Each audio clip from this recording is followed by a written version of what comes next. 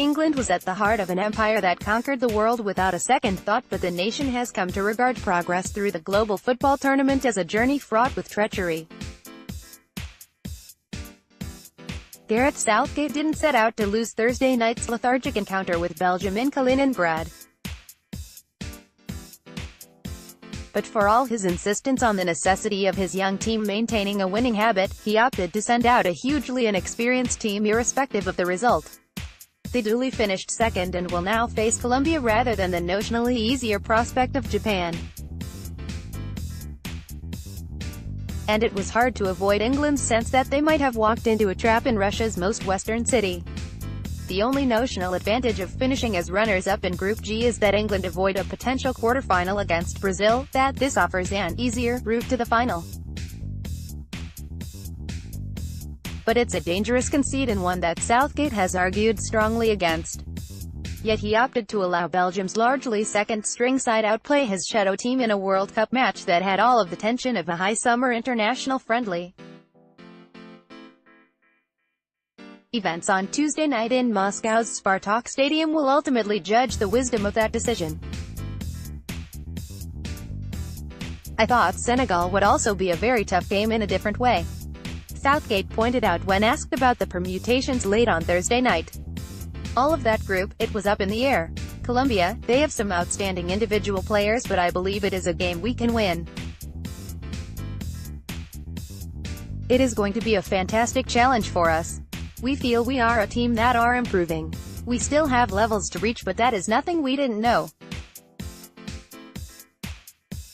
And that is another thing that might not bad. If we win again tonight, then the reality of where we are might not be in people's minds.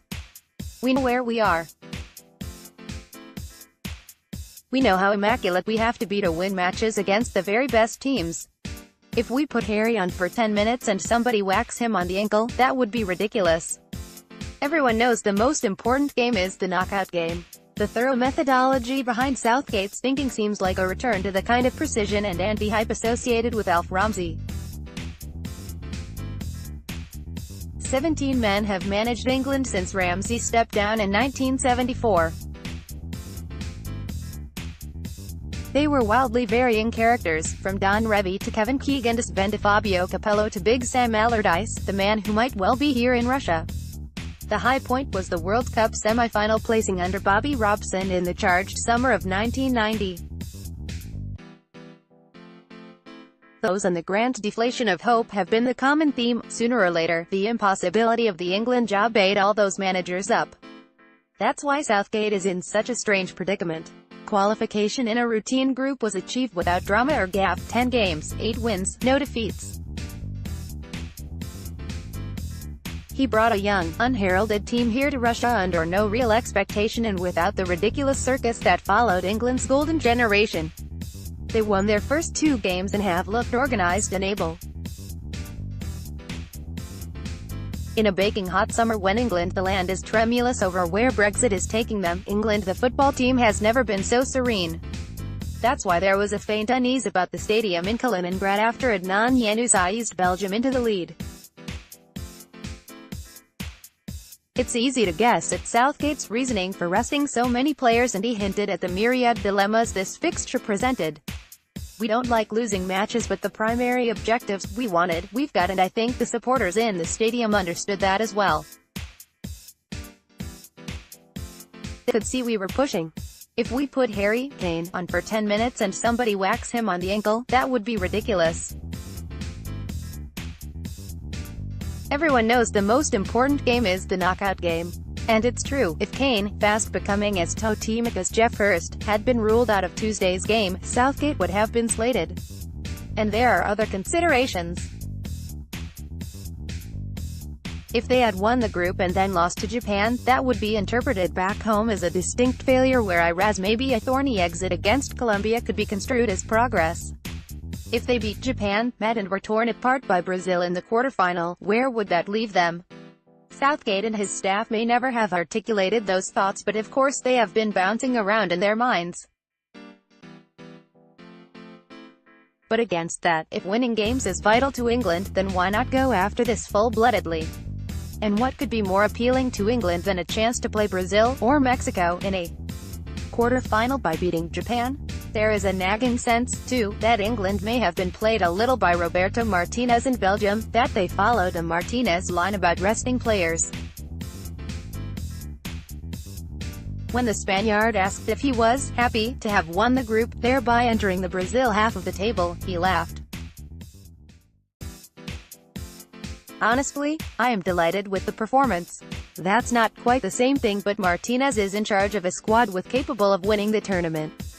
His logic was clear. I think obviously we were very clear from the beginning that we felt winning at all costs wasn't an option for us. You have to try to win, this is the World Cup. You want players to have the right approach. I think England tried to do the same.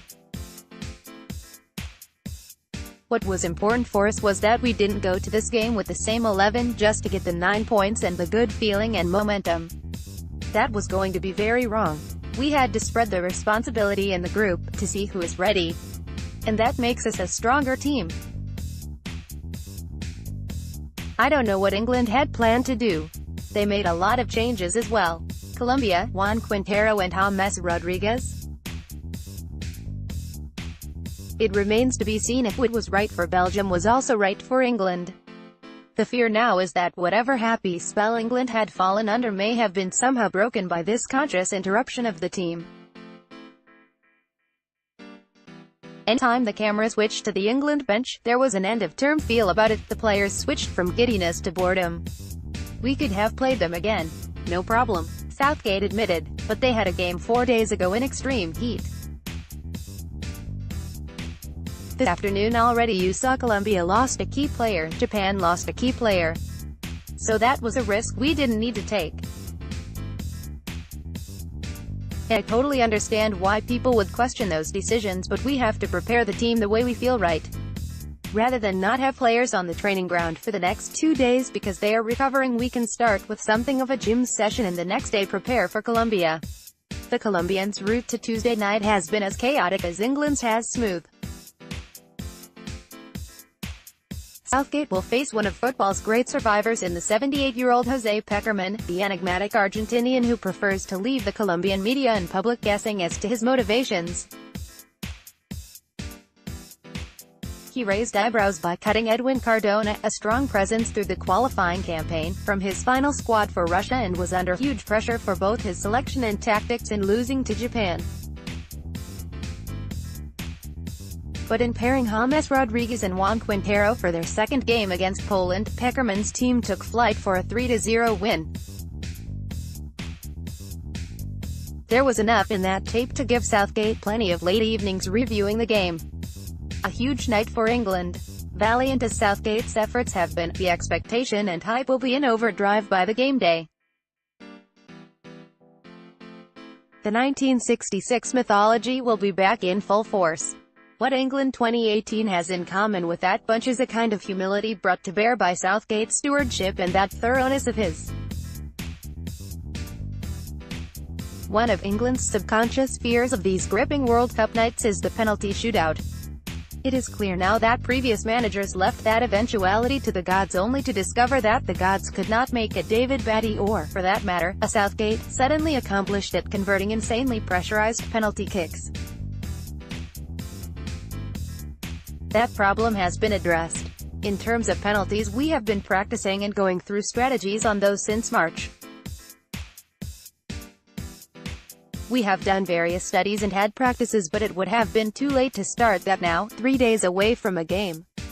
We are aware the margins will be really fine and we have to be prepared physically and mentally to go to extra time, and to go beyond that, if that is what it takes.